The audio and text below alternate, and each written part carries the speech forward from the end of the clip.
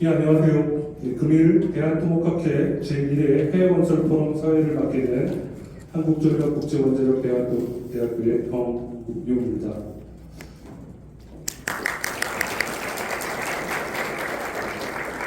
바쁘신 가운데도 이번 포럼에 참석해 주신 대회에 감사드립니다.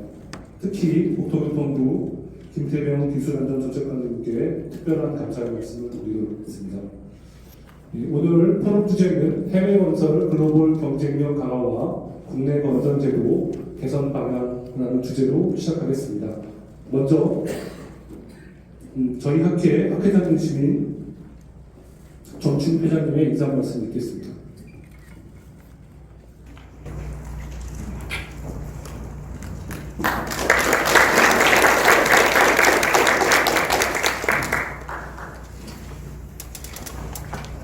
안녕하십니까.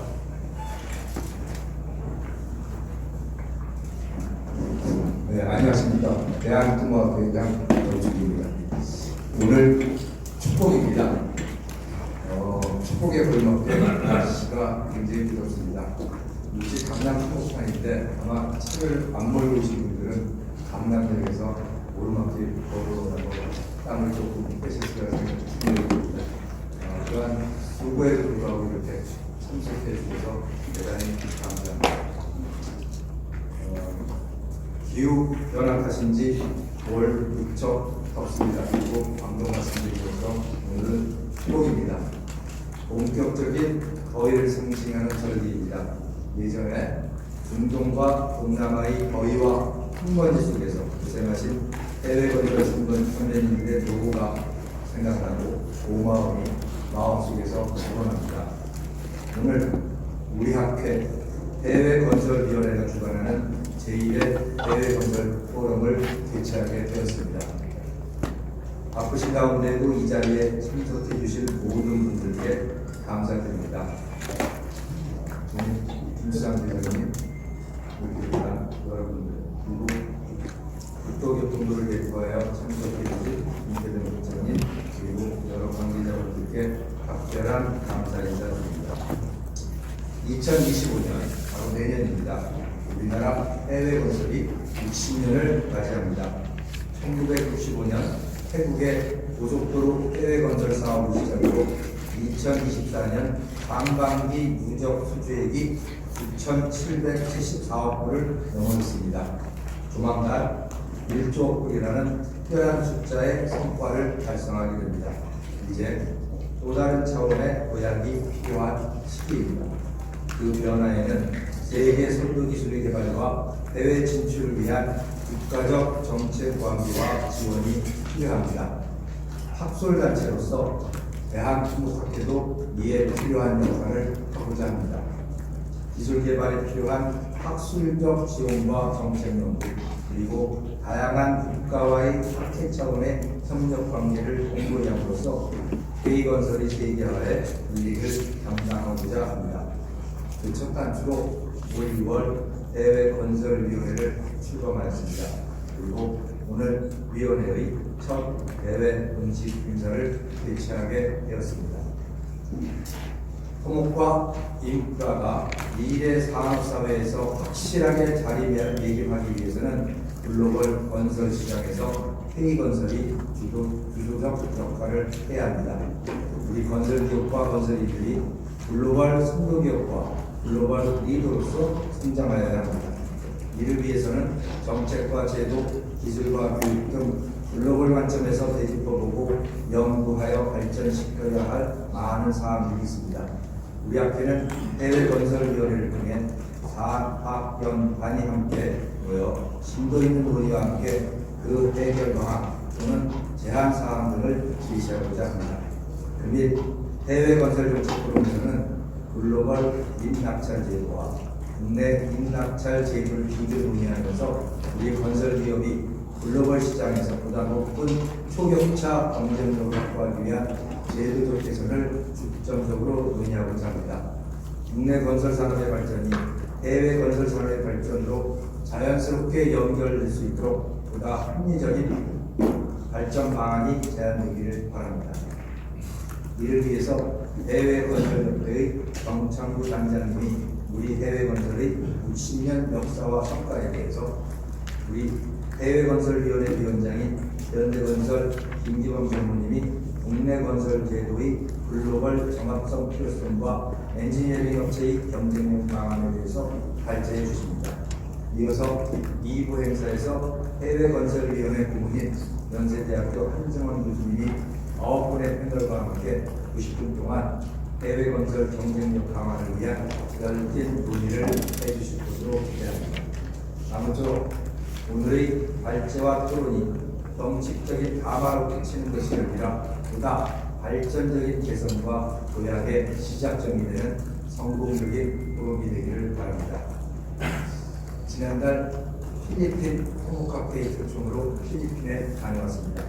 솔직히 학술적 교류보다는 필리핀과의 학회 차원 교류를 통해 필리핀 진출 우리나라 건설업체에 대한 지원이 주 목적이었으며 어느 정도 목적을 달성했다고 생각합니다.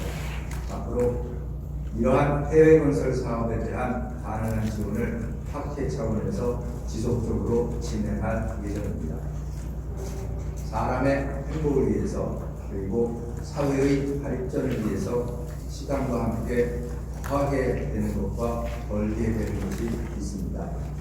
60년 역사의 우리나라 건설 기술이 앞으로 세계 건설을 선도하기 위해서는 소통과 공감 그리고 지원을 더하고 불합리한 제도와 규제는 걸어야 하지 않을까요? 끝으로 오늘 포럼을 위해 수고해 주신 김기범 위원장님, 김정환 부위원장님, 정의용 단장님과 학회의 전지현 차장과 지원팀 그리고 오늘 발표와 포럼 및 과정을 맡아주신 모든 분들께 감사드립니다.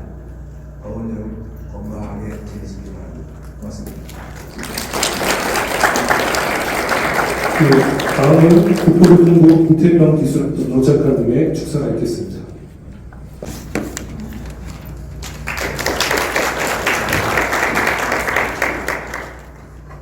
반갑습니다. 국토교통부 기술안전을 제공하는 김태명입니다. 대한토목학회 제2회 해외건설 포럼 개최를 진심으로 축하드립니다. 오늘 뜻깊은 자리에 초대해 주신 대한토목학회 김치규 회장님을 비롯한 관계자분들께 깊이 감사드립니다. 또한 한국과학기술단체 총연합회 이승호 부회장님께도 감사드립니다.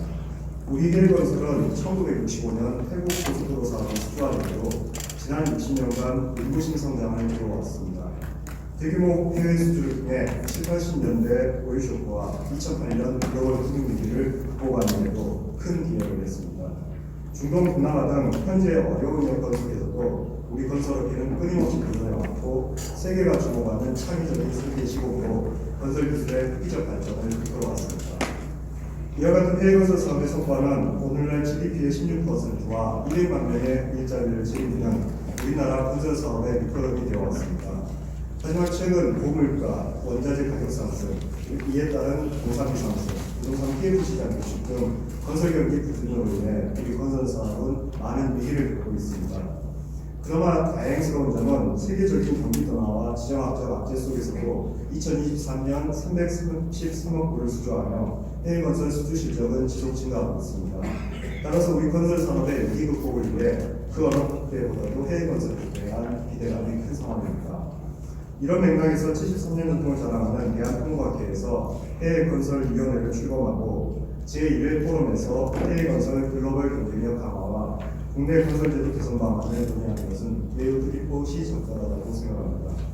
오늘 주제 발표와 활발한 토론을 기대하며 우리 해외건설 산업이 나가야 될 방향에 대해 몇 가지 제안드리고자 합니다. 먼저 글로벌 건설 시장에서의 경쟁력을 강화하기 위해서는 해외 건설 사업의 발주 형태와 재원을 변화에 주목해야 합니다. 현재 글로벌 선진 기업들은 핵심적 비즈니스 전략을 통해 시장을 선도하고 있습니다. 자사의 시장 경쟁력에 대한 철저한 분석을 바탕으로 지역 공정률에 맞게 조직 구조를 구현하고 사업 구조 재편, 엔지니어링 기반의 호구가 핵심 사업, 연관 개발 등 다양한 핵심 전략을 통해 경쟁력을 강화하고 있습니다. 또한 글로벌 시장에서 대규모 인프라 프로젝트에 대한 재정 부담 완화를 위해 민간 투자를 유치하는 투자 개발형 사업이 지속 성장하고 있는 추세이고 글로벌 기업들은 PPP 등 투자 사업을 통한 장기 운영 수익을 확보하고 있습니다. 따라서 우리 건설 산업의 경쟁력 강화를 위해서는 전통적인 도급형 발주 방식에서 벗어나 투자 개발형 사업 등 다양한 금융 주선형 사업들의 전환이 필요하며 정부도 사업 발굴, 금융 조달 등 다양한 투자 개발형 사업 강화를 위한 공구체적 패키지를 지원하는 계획입니다. 다음으로 디지털 전환과 친환경 건설 기술 도입은 이제는 선택이 아닌 필수입니다.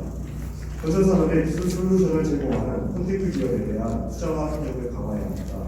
빅데이터, AI 등 디지털 기술을 건설 산업에 적극 도입하여 프로젝트 관리와 생산성을 높일 수 있을 것입니다. 또한 지속 가능한 발전과 기후 변화 대응을 위해 친환경 건설 기술 개발에 대한 투자를 확대해야 합니다. 지금 전 세계는 홍수, 지진, 열대야 등 기후 변화로 인한 원사를 앓고 있습니다. 환경 파괴를 최소화하는 친환경 건설 기술과 건설 자재들을 적극 활용하고 지속 가능한 성장을 도모해야 할 시기입니다. 아울러 건설 기술 분야의 인재 양성과 교육 홍보의 중요성을 강조하고 싶습니다.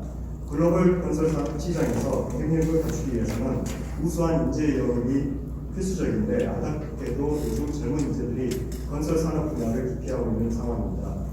이는 열악한 현장 여건, 무시시고 안전사고, 또 부정부패 등 건설 산업에 대한 부정적 이미지로 인한 영향이 크다고 봅니다.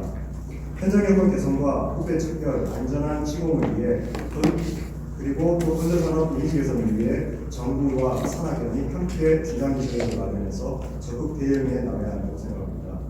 또한 대학과 산업계가 협력하여 실무 중심의 교육 과정을 마련하고 해외 현장 경험을 쌓을 수 있는 기회를 제공하는 등 우수한 인재가 건설 분야에 입직할 수 있도록 과감히 지원해야 할 것입니다. 이러한 노력들이 지속된다면 우리 건설 산업은 글로벌 시장에서 경쟁력을 가질 수 있을 뿐 아니라 더 큰 기회장이 열릴 것이라고 생각합니다.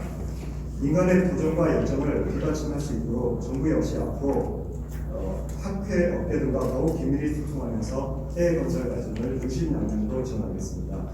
국토교통부는 인간이 하나로 뭉친 원팀 코리아 해외 건설 수주단과 함께 지역별 수주 전략을 수립하고 맞춤형 패키지 상품으로 해외 시장 출격을 지원하고 있습니다.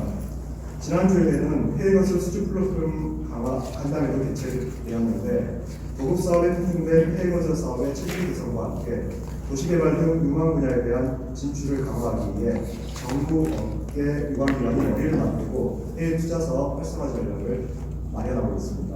대규모 해외 투자 사업은 기업이 단독으로 추진하기 어려운 만큼 공공이 사업 발굴부터 자금 조달, 리스크 관리 등 사업 전 주기에 걸친 플랫폼을 만들고 선도해주는 역할을 할 것입니다.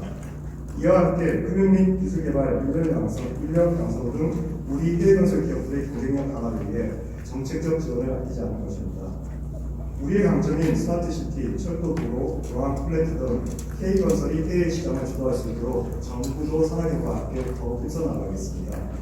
모쪼록 오늘 포럼이 우리 해외 건설 산업의 새로운 도약을 위한 지혜와 비전을 모으는 소중한 자리가 되기를 바랍니다. 다시 한번 오늘 더운 날씨에 제1회 해외 건설 포럼, 해외 건설 포럼 개최를 축하드리며 오늘 참석하신 모든 분들과 그 가정에 행복과 평안이 가득하게 되겠습니다. 감사합니다. 네, 감사합니다. 다음은 한국과학기술단체 총연합회 이승호 부회장님의 축사를 갖겠습니다.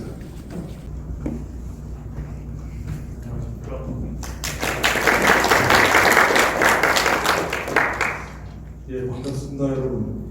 한국과학기술단체 총연합회 부회장 이승호입니다. 오늘 이태식 회장님이 축사를 하시고 계신데 제가 대신해서 축하 말씀을 드리도록 하겠습니다. 회장, 정춘기 회장께서 서두 여러분 축복이라고 정말 여름 시작부터 시작해 오늘 만만치 않습니다. 그럼에도 불구하고 여러분들 많이 채워주신 분 대단히 감사 말씀을 드립니다. 오늘은 제1회 해외 건설 포럼의 개막을 하는 날입니다. 진심으로 축하 말씀드립니다. 특히 이 행사를 주최해 주신 대한민국학회 정춘기 회장님, 그리고 한승원 해외 건설위원회 본부님, 그리고 김기범 위원장님을 비롯한 여러분께도 감사 말씀을 또 귀한 걸음을 해주신 우리 김수상 의원님, 그리고 김태경 도구 건설안전 정책관, 그리고 최동호 차회장님께도 진심으로 깊은 감사 말씀드립니다. 해외 건설 산업이 진출한 지 60년이 됐습니다. 우리는 끊임없이 도전과 성장을 통해 놀라운 성과를 이뤄냈습니다. 조금 전에 국장님께서도 얘기하셨지만 현대건설이 1965년에 태국에서 첫 해외 공사에 수주를 한 이후 누적 수주의 1조 달러 달성을 눈앞에 두고 있습니다. 올해 해외 건설 수주 실적은 지난해 동기 대비 57% 증가한 약 139억 4천만 달러를 기록하며 우리의 경쟁력을 다시 한번 입증하고 있습니다. 하지만 우리의 도전은 여기서 멈추지 않습니다. 글로벌 건설 시장은 급격한 변화를 겪고 있으며 이에 대응하기 위한 우리는 지속적인 혁신과 발전을 가지고 가야겠습니다. 디지털 변환을 통한 생산성 향상과 고부가가치 창출, 친환경 기술 도입, 금융 조달 능력 강화 등 다양한 전략과 기술 발전을 통해서 K건설의 해외 진출을 더욱 확대할 필요가 있습니다. 지속 가능 발전 목표와 기후 변화 대응을 위한 탄소 감축 등의 글로벌 트렌드는 우리 건설 산업이 앞으로 나아가야 할 방향을 명확하게 제시하고 있습니다. 전 세계가 직면한 환경 문제와 자원 고갈 문제 해결을 위해 신재생 에너지 개발, 효율적인 자원 이용, 회복력 있는 인프라 구축 등 친환경 건설의 중요성은 날로 커지고 있습니다. 이는 K건설이 세계 건설 시장에서 다시 한번 크게 도약할 수 있는 중요한 기회라고 생각합니다. ESG 경영의 확산 또한 해외 건설 시장 내에서의 우리 기업의 지속 가능성을 평가하는 중요한 기준으로 자리 잡고 있습니다. 환경, 사회, 시대 구조를 고려한 경영 방식을 통해서 우리 건설 산업들은 글로벌 시장에서의 경쟁력을 한층 더 강화해야 할 필요가 있겠습니다. 이러한 변화의 물결 속에서 건설 분야의 산업연이 함께 모인 포럼의 자리가 마련된 것은 그 의미가 매우 크다고 생각이 됩니다. 오늘 포럼에서는 글로벌 건설 제도와 국내 건설 제도를 비교 분석하고 국내외 건설 산업이 상생 발전할 수 있는 방안을 모색하는 자리가 될 것입니다. 이 자리에서 논의된 다양한 의견들이 정부 정책에 반영이 돼서 K건설의 경쟁력을 더욱 강화하고 글로벌 시장에서의 입지를 확고히 가지는 계기가 되기를 바라겠습니다. 이는 단순히 해외 수주 실적을 높이는 것에 그치지 않고 지속 가능한 발전과 기후 변화 대응이라는 인류 공동의 목표에 기여하는 길이기도 합니다. 다시 한번 제1회 해외 건설 포럼의 성공적인 개최를 축하드리며 이 행사가 우리 해외 건설 산업의 새로운 도약을 위한 중요한 출발점이 되기를 기원드리겠습니다. 저희 과청도 여러분들과 함께 하려고 노력을 하고 있습니다.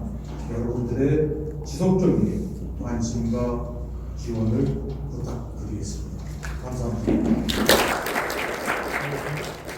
예, 감사합니다. 그럼 간단하게 오늘 포럼 계획을 설명드리고 사진 촬영에 들어가도록 하겠습니다. 예, 오늘 포럼의 주제는 보시는 것처럼 해외건설 글로벌 경쟁력 강화와 국내 건설제도 개선 방향입니다.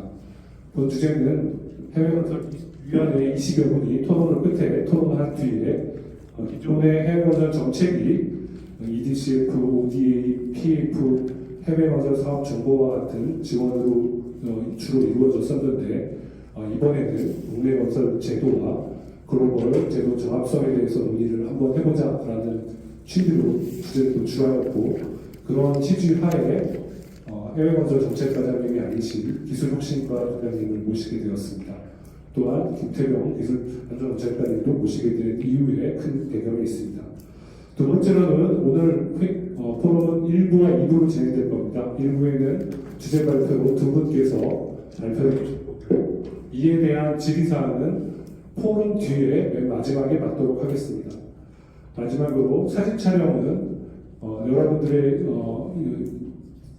일정 있는 관계로 지금 포럼 기획 설명가 끝나고 내일 분들과 사진 촬영을 하고 모든 포럼이 끝날 뒤에 한 번 더 사진 촬영을 진행하도록 하겠습니다. 예, 그러면 지금 내일들 사진 촬영을 하고 한 10분간 브레이크 타임을 갖고지. 브레이크 타임 죄송합니다. 주제 발표에 받도록 하겠습니다. 지금 바로 이어서 해외건설협회 정창구 단장님의 주제 발표가 있겠습니다. 반갑습니다. 해외건설협회 방금 소개받은 정창구라고 합니다.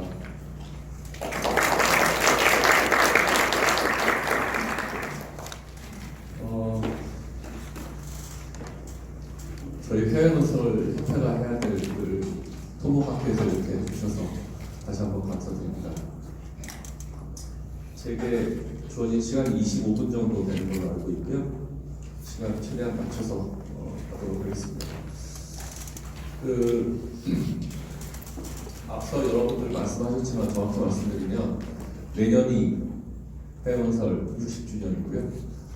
이제 몇 달 뒤면 이제 60주년이라서 그런 표현을 썼으니까 양해해 주시기 바랍니다.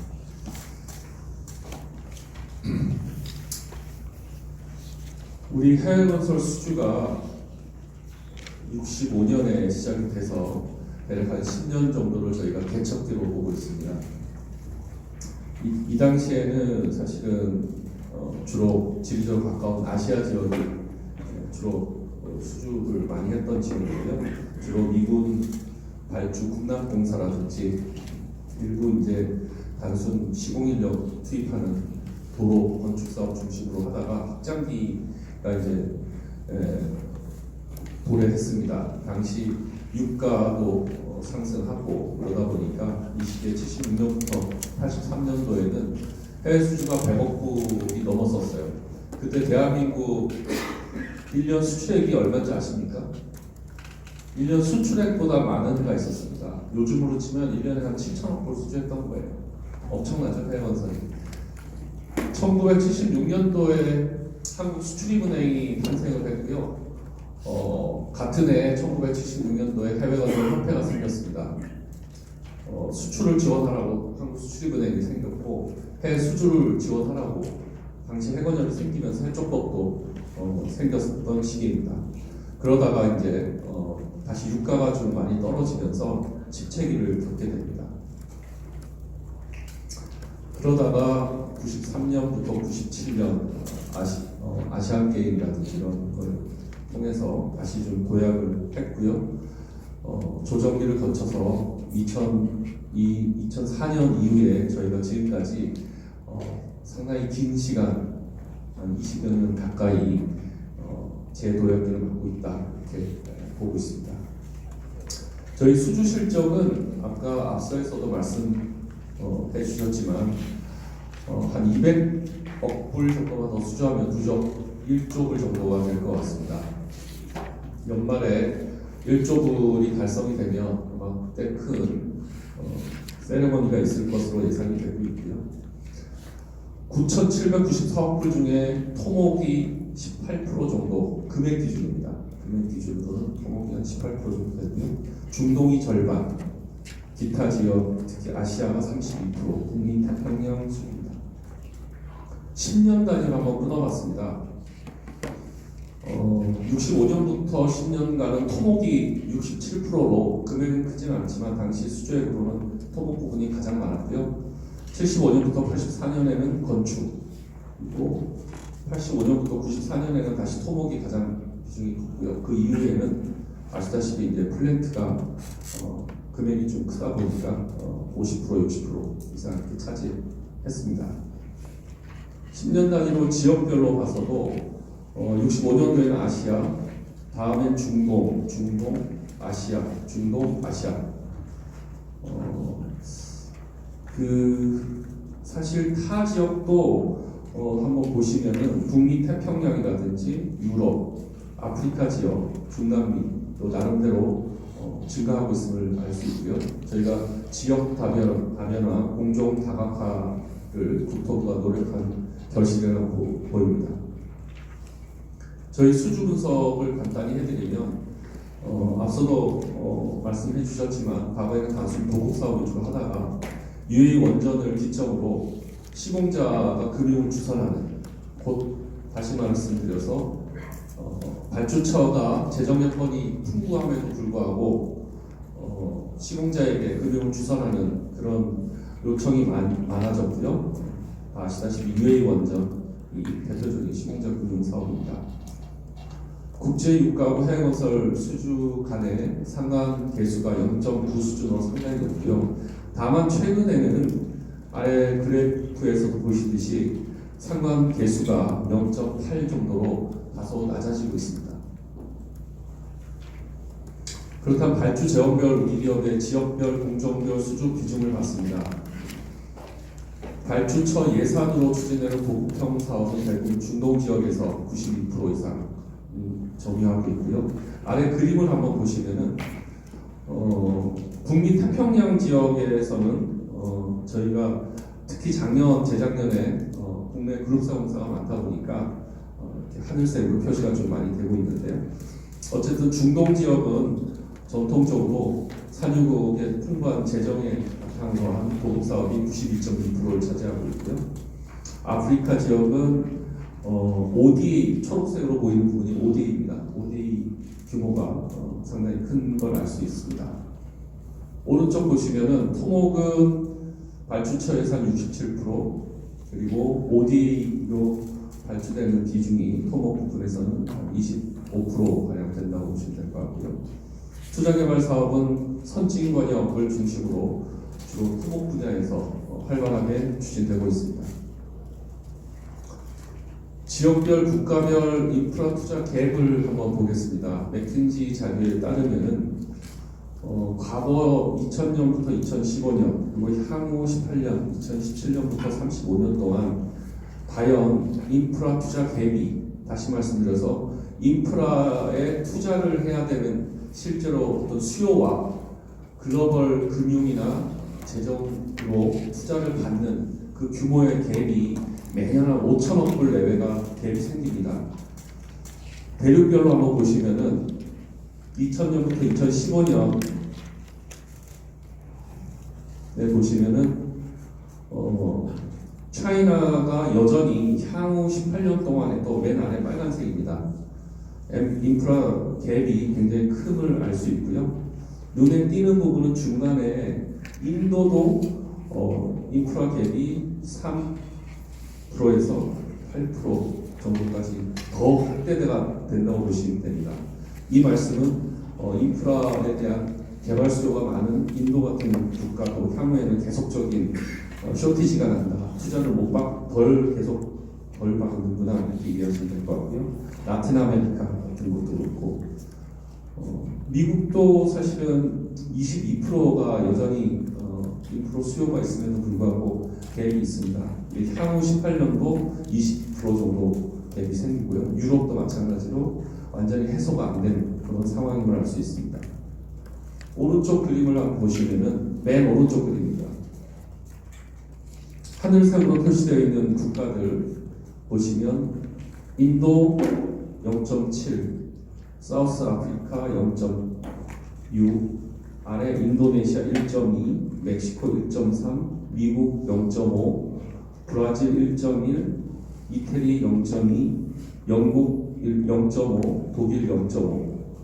즉 개도국에서도 저희가 당연히 인프라 갭이 생길 거라고 생각하지만 저희가 하는 선진국들도 이런 인프라 수요에 대비해서 투자가 여전히 계속 부족할 걸로 예상이 되고 있습니다.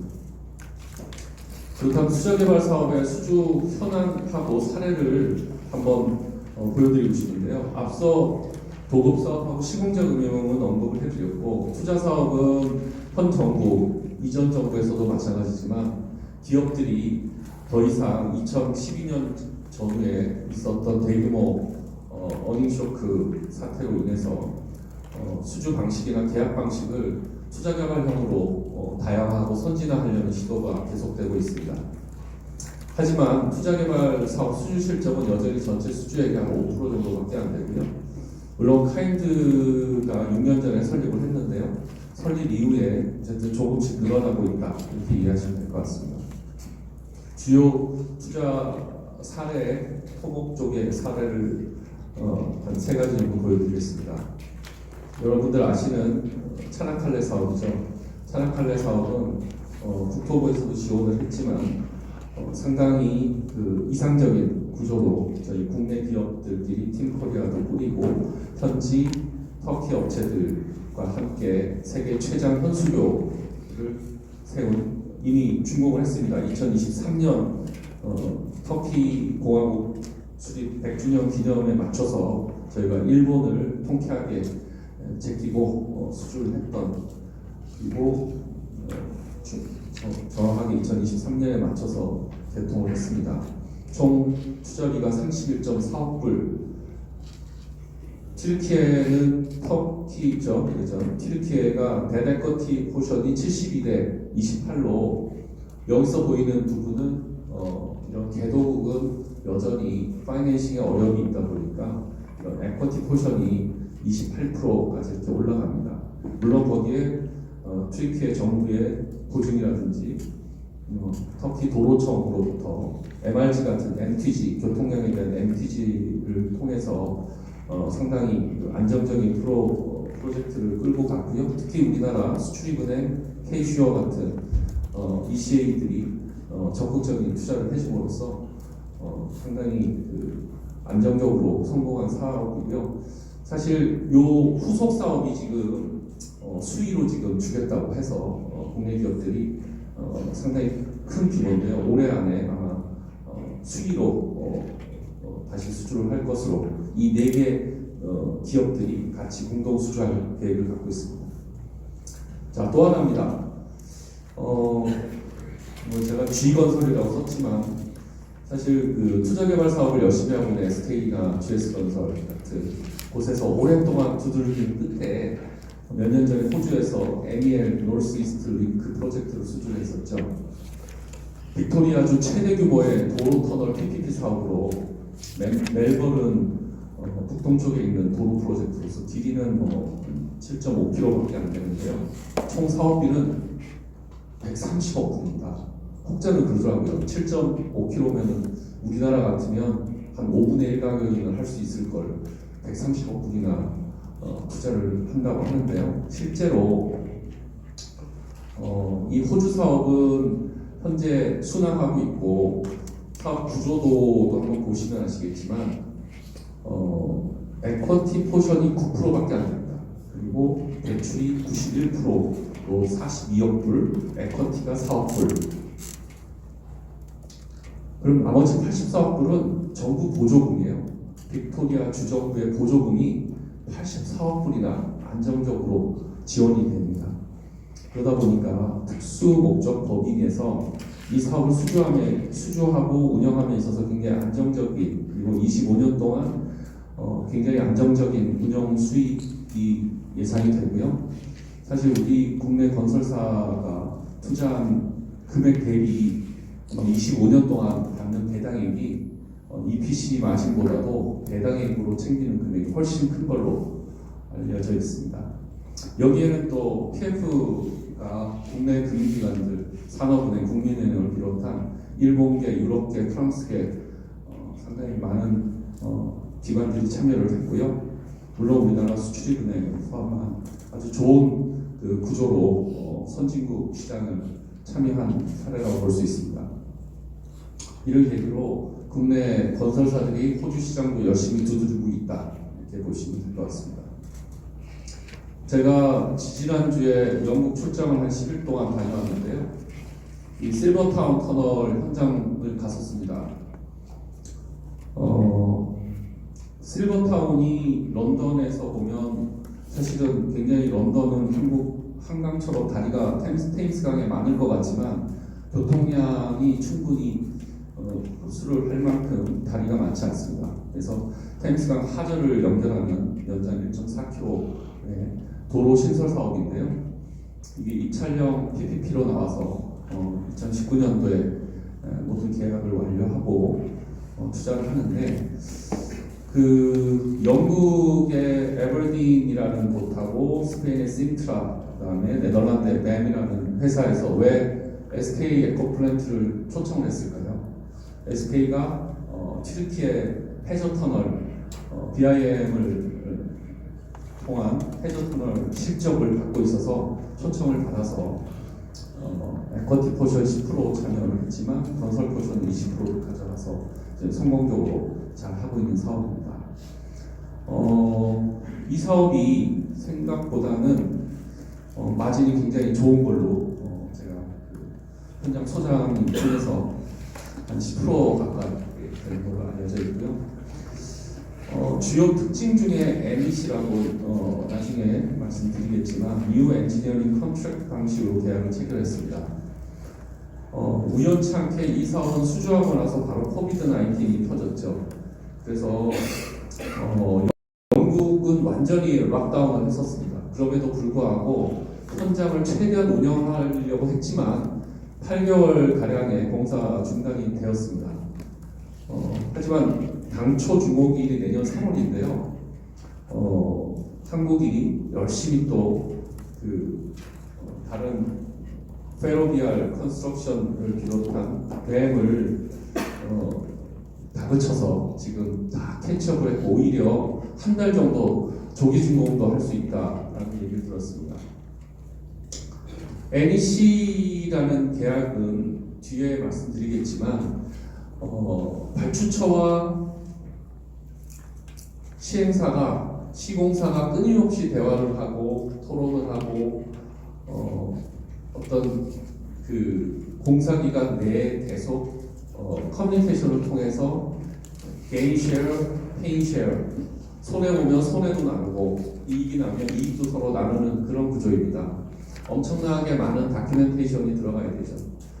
고로 이 사업의 메인 스폰서인 에버딘 같은 경우는 아마 상당한 금액의 인센티브를 받을 걸로 예상이 되고요. 조기 준공기를 맞춤으로써 우리 SK 에코플랜트도 추가적인 수익이 예상된다라는 말씀을 들었습니다. 굉장히 기대되는 사업이고요. 사실 좀 아쉬운 건 이 실버타운 터널 프로젝트와 유사한 프로젝트를 다시 영국 정부에서 이 컨소시엄에 줬는데 SK가 요즘 내부 사정이 좀 안 좋죠. 그래서 드롭을 했다고 합니다. 그래서 사실 너무 아깝던데 사실 이런 영국 시장, 노르웨이 시장, 이런 선진국 시장을 지속적으로 두들길 필요가 있고요. 이를 통해서 많은 노하우를 좀 배울 수 있는 기회라고 생각합니다. 방금 말씀드렸다시피 이제 해외 프로젝트들도 계약 방식을 과거의 히딩에서 벗어나서 다양한 방식으로 진화하고 있습니다. 특히 영연방 국가, 영국을 비롯한 호주, 등 캐나다 등 많은 국가에서 NEC 방식이 점차 확대되고 있고요. 저도 사실 계약서를 자세히 보지는 않았지만 아까도 말씀드렸다시피 기본적으로 발주자와 시공자가 협력적인 관계를 가지고 다양한 옵션을 그 프로젝트의 상황에 맞게끔 협의를 통해서 선택할 수 있는 6개 옵션이라고 합니다. 표시한 A, B, C, D, E, F가 있죠. 주로 럼섬 방식보다는 C와 D이 타겟 컨트랙트 with 액티비티 스케줄 뭐 이런 표현을 쓰는데요. 보통은 페이 쉐어, 게인 쉐어라는 표현을 많이 쓰죠. 결국 시공자도 결국 시공사가 파트너라고 생각해서 성공적인 사업 준공, 프로젝트 준공을 희망하기 때문에 다소 비용이 들더라도 그런 성공적인 프로젝트 마무리를 위해서 도입한 방식, 계약 방식이라고 보면 될 것 같습니다. 간단하게 피딕과의 차이점입니다. 피딕은 법률적인, 리갈적인 용어나 복잡합니다. 상당히. 저희 지금도 피딕 연수를 많이 하죠. 하지만 NEC는 굉장히 심플 워딩으로 되어 있고요. 그러다 보니까 이 각각의 계약 내용 자체가 굉장히 상호 협력적인 그런 내용들이 많이 있고요. 위험 관리도 상당히 피딕은 계약을 하고 나면 제한적인 그런 상황인데 여기는 상당히 NEC는 사전적인 인허가 리스크 등도 계속적으로 사전적으로 협의할 수 있는 그리고 행정적인 요구사항이 아까 말씀드린 것처럼 대신 굉장히 많다. 그래서 사실 선진국 프로젝트에 참여하는 국내 기업들은 이런 다큐멘테이션에 굉장히 좀 능숙한 그런 인력을 배치를 좀 해야 된다고 생각이 되거든요. 기타 분쟁 해결이라든지 이런 측면에서는 상당히 저희도 향후에 NEC 방식의 계약에 대한 고민을 좀 많이 해야 될 것 같습니다. 앞서 그 인프라 투자 갭 부분을 좀 말씀드렸는데요. 이미 선진국은 인프라 투자 갭을 정부 재정으로 하기 어렵습니다.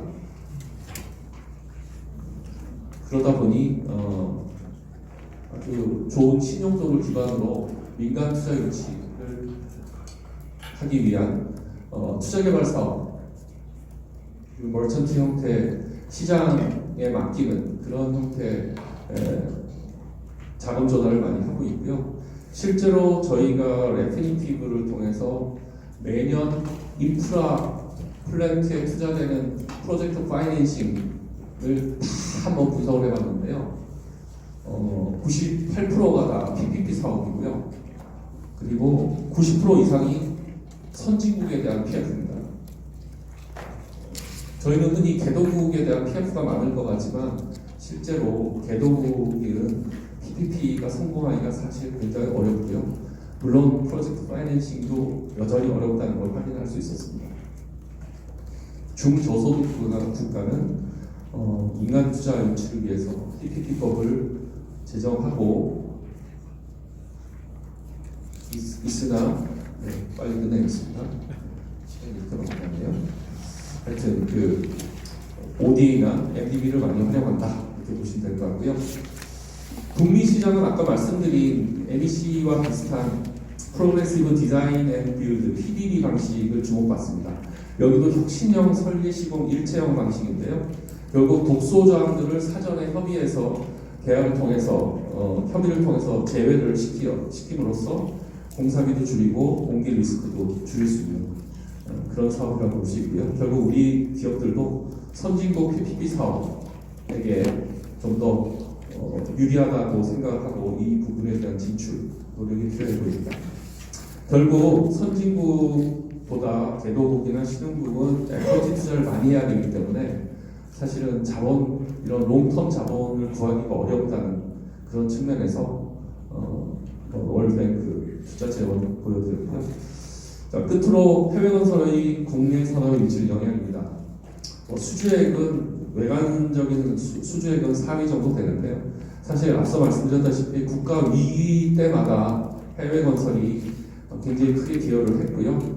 특히 글로벌 경제 위기 당시 2008년 이후에 한 5년 동안 거의 3천억 불 정도 수정으로써 이 외환 위기뿐만 아니고 경제 위기 타결에 크게 도움을 줬다 볼 수 있습니다. 건설 산업은 빨간색으로 있지만 모든 인더스트리 중에 맥킨지자에 의하면 이 빨간색 산업들이 수익성이 안 좋습니다. 전 세계 어디든 건설업은 한 4.4% 정도밖에 수익률을 보이고 있으나 그럼에도 불구하고 건설에 투자한 자본은 타 산업 대비 수익률이 상대적으로 좋은 걸로 나타나고 있습니다. 결국 국내 건설사들의 수익성도 상당히 좀 안 좋은 걸로 일단 나타났고요. 글로벌 250대 기업이 그러면 해외 건설을 안 하느냐? 10년 동안의 ENR 조사를 했더니 250대 기업 중에 평균 174개사가 해외 공사에서 14%가 적자가 났다 이렇게 신고를 했고요. 그러면 자기네들은 도메스틱 사업에서는 이익이 나느냐? 17.2%가 적자가 났다고 되어 있습니다. 다시 말해서 해외 사업이라고 다 적자만 나는 건 아니다라는 걸 보여주는 자료입니다. 저희가 지금 국토부의 해외 건설 수주의 경제적 효과 분석이라는 주제로 키앱과 저희가 연구 용역을 하고 있는데요. 거의 끝나갑니다. 거기 자료에 보면 아직 발표하기 조금 이르긴 한데요. 해외 건설 수주 1달러당 수출이 0.25달러 증가하는 걸로 나타났습니다.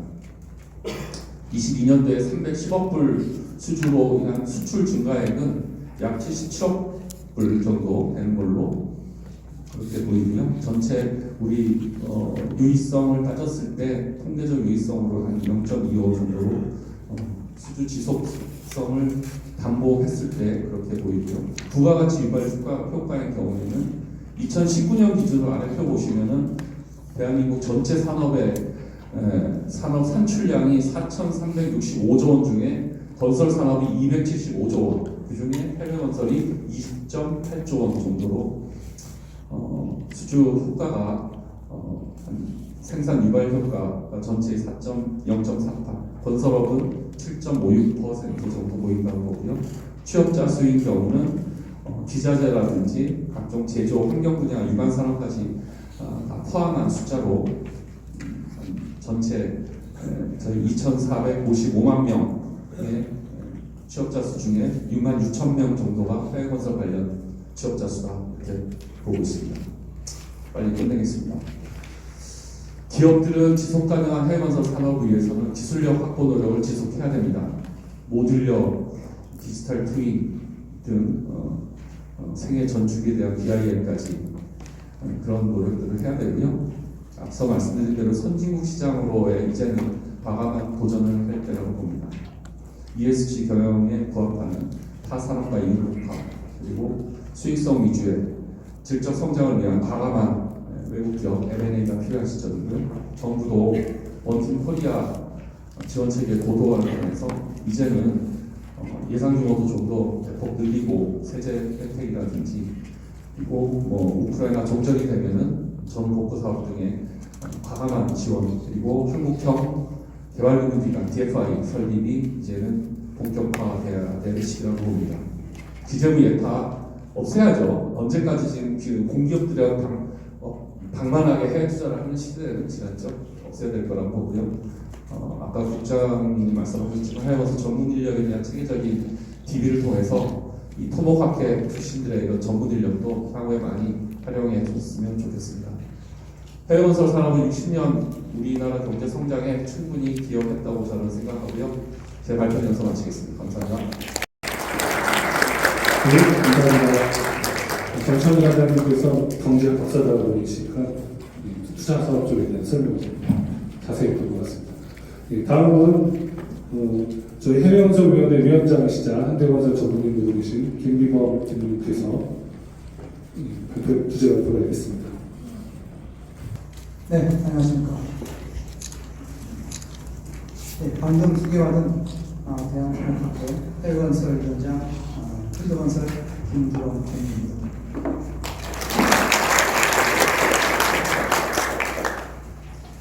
제가 오늘 발표할 내용은 해외 건설을 확대하기 위해서 경쟁력 강화와 국내 건설 체계의 글로벌 정확성이었습니다.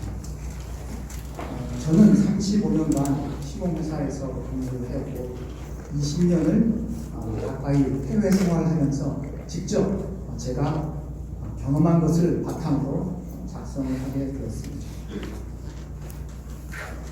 오랜 해외 생활을 하면서 대한민국의 이 변화를 외부에서 느낀 점은 한마디로 대한민국은 대단한 나라, 기적을 만든 나라라는 것입니다.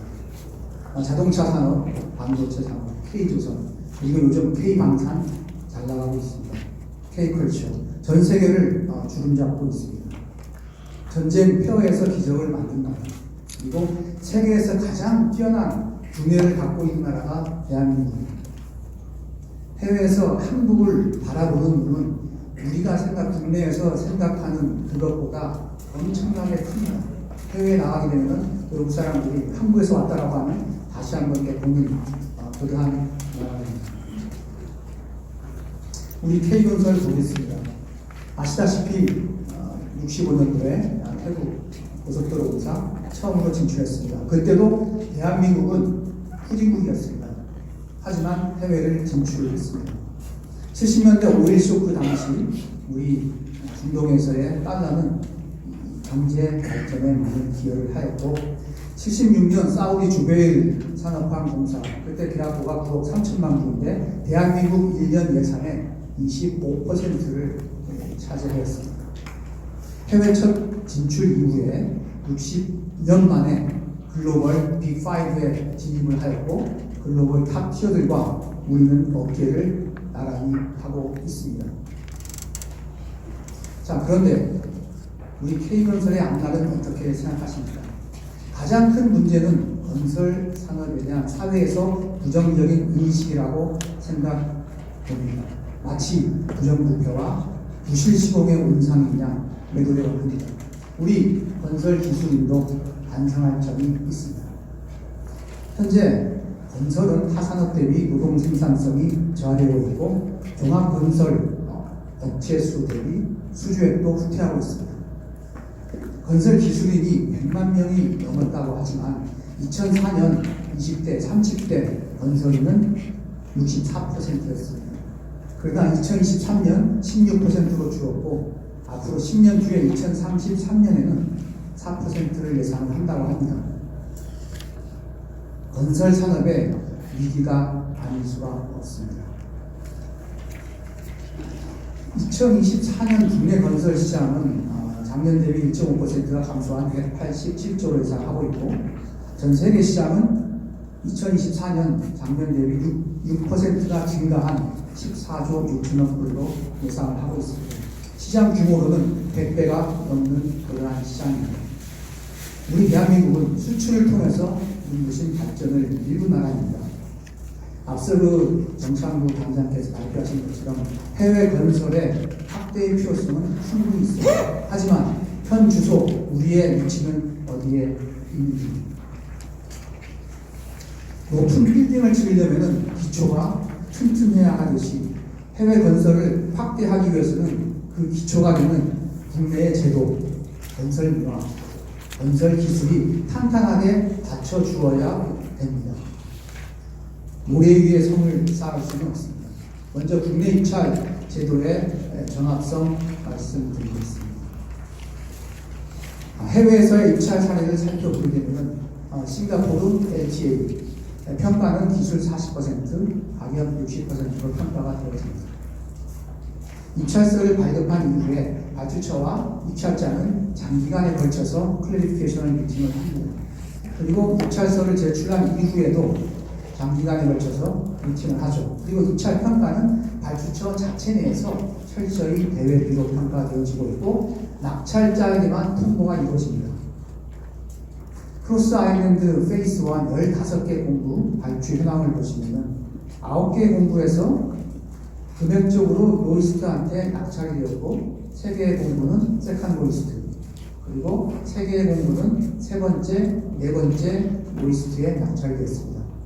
발주처가 평가해서 누가 가장 공사를 잘 하겠느냐라는 기술적, 가격적 평가에서 낙찰자에게만 통보합니다. 그 누구도 이거에 대해서 책임지를 하지 않습니다. 다음은 페루 친체로 토목공사 사례입니다.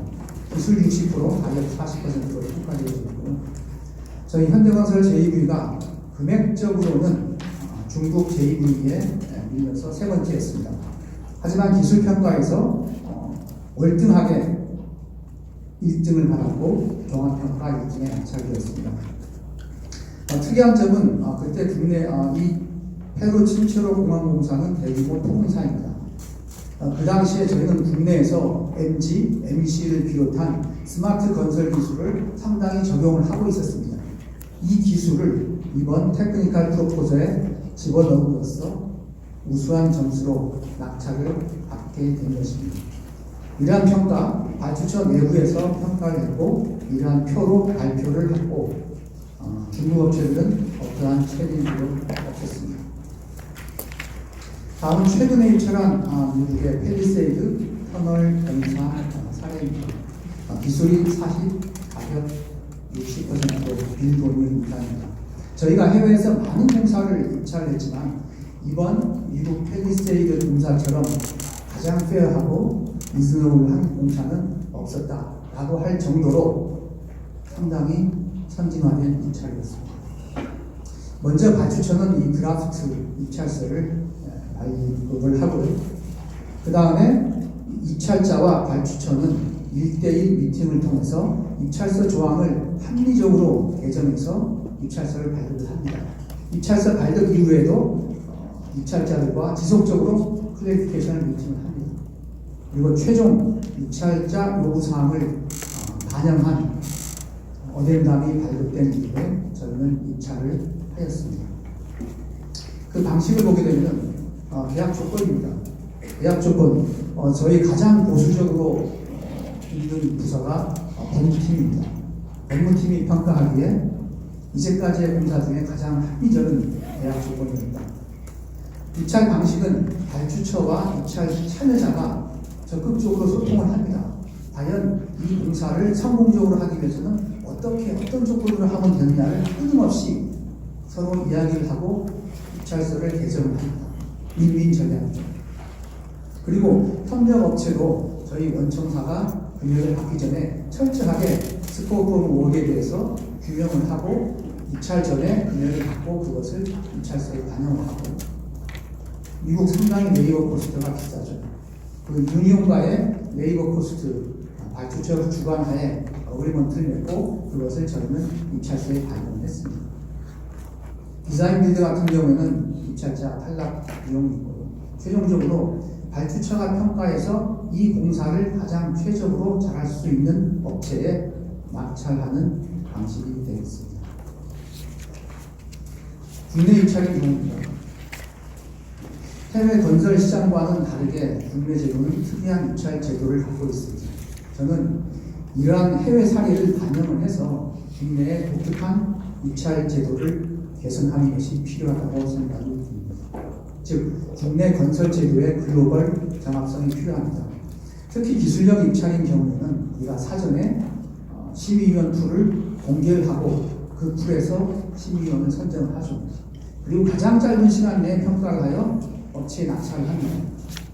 그 가장 짧은 이유는 컴플라이언스 이슈가 발생하는 것을 최소화하기 위해서입니다. 사실 발주처 스스로 입찰자의 입찰 결과물을 평가할 수 있는 능력과 시스템을 갖추어야 합니다. 발주처의 입찰 관리 능력은 그 나라의 건설 문화 수준을 나타내기 때문입니다. 발주처는 평가에 대해서 절대적인 권리를 갖고 심의위원 풀 발표 없이 발주처 내부에서의 평가 그리고 컨설턴트를 고려해서 평가하는 것입니다. 입찰에 참여하는 입찰자들도 해외에서와 같이 최적의 팀을 구성해서 입찰 과정에서 기술에 대한 사항, 공법에 대한 사항을 심도 있게 협의하는 문화가 형성이 되어져야 되고 발주처의 평가 결과에 대해서는 철저히 승복하는 문화가 자리 잡아야 되겠습니다. 입찰 제도에 대한 개혁이 필요합니다. 하지만 한 번의 혁신적인 개혁이 불가능하다면 파일로트 프로젝트를 선정해서 추진할 것을 제안하고 싶습니다. 이건 하나의 예입니다. 국내 기술 축적이 해외에 진출한 사례. 저희 현대건설이 대곡수사 옥선전철 터널 한강하저 TBM을 시공했습니다. 복합 지층 때문에 상당히 고전을 하였죠.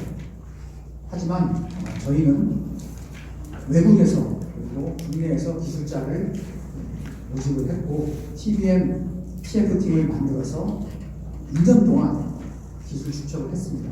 그 결과 인천 검단성 같은 경우는 저희가 TBM을 지정을 했고 330m 월 불진 기록을 수립을 하였습니다. 현재 김포 파주 직경 14m를 불진 중에 있습니다. 기술 축적을 하고 있고요.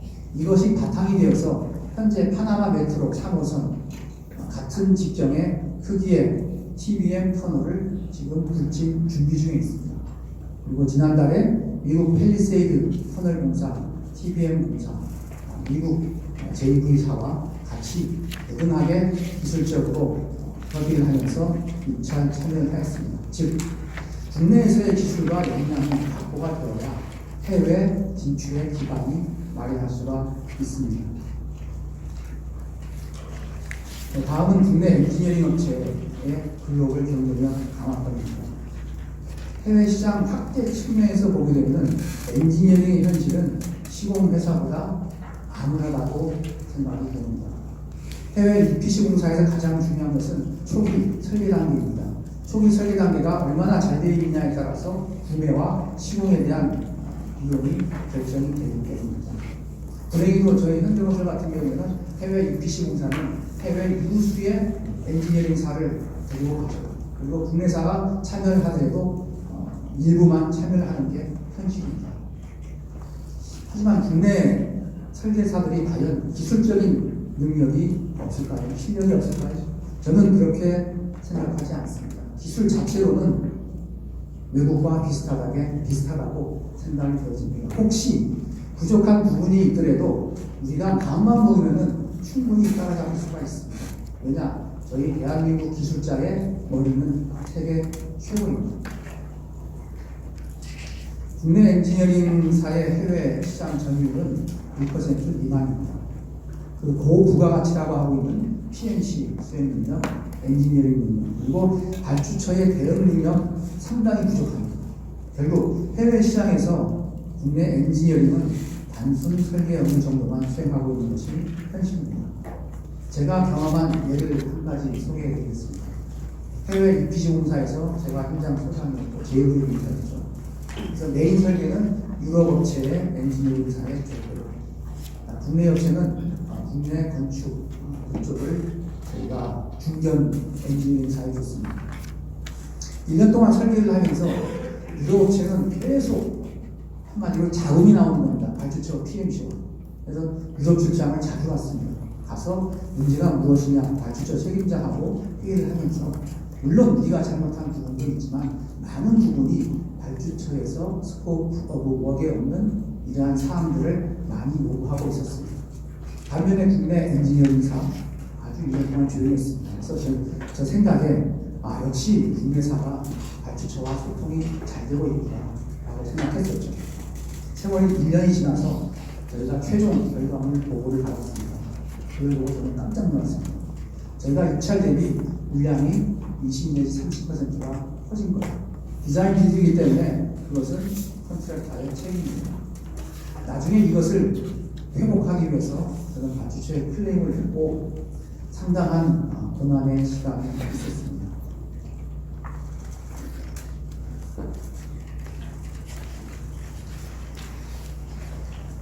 저는 이 원인이 현재 엔지니어링의 확장과 성장을 가로막는 국내 제도와 건설 문화에 있다고 봅니다. 국내에서의 그 전통적인 수직 건설 문화, 각과 유래방법죠. 엔지니어링사는 발주처 대비 발주처와 대형 시공사에 비해서는 상당히 약자의 위치에 있습니다. 이렇다 보니 엔지니어들이 발주처와 치열하게 논의하고 프로젝트를 관리할 수 있는 그러한 능력, 경험할 수 있는 그리고 역량을 쌓을 수 있는 기회를 얻지 못한다고 생각했습니다. 엔지니어링 대가 문제 항상 이슈가 되고 있습니다. 수주를 위한 전관 영업, 기술보다는 영업으로 가는 추세. 이에 따라서 젊은 엔지니어들이 설계사를 회피를 하고 있습니다. 엔지니어링 문제는 이번에 패널 토론에서 다루겠지만 문제는 다 알고 있습니다. 이제는 개선을 하나하나 개선을 해 나가야 할 때입니다. 세 번째로 우수건설 기술자의 지속적인 확보 방안입니다. 인구 감소 문제는 우리나라에 당면한 가장 큰 문제입니다. 그러나 건설 기술자 감소는 더 심각해서 이대로 가면은 대한민국 소멸 전에 아마 건설 산업이 사라질 수 있다고 봅니다. 가뜩이나 건설업에 대한 부정적인 인식으로 건설업 기피 현상을 보이는 우리나라이기에 건설 기술자 확보는 건설 산업의 가장 중요한 현안입니다. 인구 감소는 사실 피할 수 없는 시대적인 상황입니다. 그리고 요즘 젊은이들은 노진 현장 가지 않으려고 그러죠. 노동 집약적인 사양 산업의 틀을 벗고 앞으로는 현장 인력의 최소화, 궁극적으로는 무인화를 위해서 디지털 기술을 이용한 첨단 산업으로 전환, 즉 건설 산업이 첨단 기술을 이용한 산업이라는 인식으로 확대될 때 젊은이들도 동참할 것입니다. 저의 경험 사례를 또 드리겠습니다. 제가 4년 전입니다. 국내 그 발파 터널 현장을 방문했습니다. 그때 가장 문제가 되고 있는 게 안전 문제, 그리고 터널 안에서와 밖에서 어떻게 커뮤니케이션을 할 것이냐. 주로 그때는 하드 와이어를 이용해서 CCTV가 통신을 했습니다. 이것은 터널의 구준함에 따라서 그리고 공종의 변환에 따라서 수시로 이 케이블을 이동을 해야 되고 데미지를 자주 입었죠. 그 당시에 저희는 그 스마트 건설팀이 저희 회사에 있었습니다. 스마트 건설팀에 분명히 지금 기술로는 우리가 충분히 찾을 수가 있다. 우선화할 수 있는 방법을 찾자라고 미션을 줬습니다. 그리고 드디어 찾았죠. 우리가 목표가 있으면 그 방법은 충분히 찾을 수 있습니다. 저희는 터널 내에서의 국내 최초로 완전히 무선화를 통해서 터널 내에서의 가스농도, CCTV, 그리고 커뮤니케이션, 더 나아가서 근로자의 위치, 장비의 위치까지 확인할 수 있는 시스템을 구축을 했습니다. 그리고 그러한 기술은 사우디 내용 현장에 적용을 했고, 발주처 PMC도 이것을 벤치마킹을 하였습니다. 더 나아가서 앞으로 이 갈파 터널 아주 오지 현장 같은 경우는 저는 빠른 시일 내에 이렇게 됩니다. 어떻게?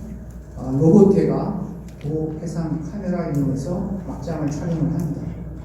그리고 현장이 아닌 각 사무실에서 발주처 그리고 원청사 관련 기술자들이 화상으로 접속을 해서 서로 협의를 하면서 알파 패턴을 결정을 하는 겁니다. 이러한 시기 상당히 빨리 올 것입니다. 기술 투자에 대한 노력이 상당히 절실한 때입니다. 또한 동시에 유능한 기술자의 부족을 해외 기술자를 적극적으로 활용을 해야 됩니다. 저희 현대건설에서는 외국 엔지니어인데 국내 대학을 졸업한 엔지니어를 적극적으로 영입을 하고 있습니다. 그리고 해외 스페셜리스트, 저는 해외 현장을 많이 갖고 있기 때문에 해외에서의 외국인 직원을 본사에 사인을 해서 기업 문화를 글로벌라이제이션, 의사부터 글로벌라이제이션을 하고 있습니다. 현장에서의 저희 한국인 직원을 최소화하고 있습니다. 지금은 3대7, 한국인이 3, 외국인이 7 비율인데 2대8로 변화하고 있고, 머지않아 곧 1대9, 한국인 10%에 외국인 90%를 사용할 것입니다. 즉 외국인도 내국인과 동등한 지위에서의 현장을 운영을 해야 됩니다. 한국에서 학사, 석사를 졸업하고 회사 생활하다가 고향으로 돌아간 외국인 직원이 이런 말을 했습니다. 한국 제도와 문화는 개선이 되고 있지만 아직까지 외국인이 살기에는 쉽지 않은 나라이다. 그리고 자기는 한국에서의 오랜 세월을 생활했기 때문에 세계 어느 나라를 가더라도 자신 있다 라고 하면서 돌아갔습니다. 외국인 기술자 활용 역시 우리 건설 경쟁력 강화의 중요한 요소이므로 제도적으로 문화적으로 효용이 중요합니다. 초인류 선진국으로 발돋움하는 운동력은 무엇일까요? 저는 기술 개발과 혁신력이라고 생각이 되었습니다.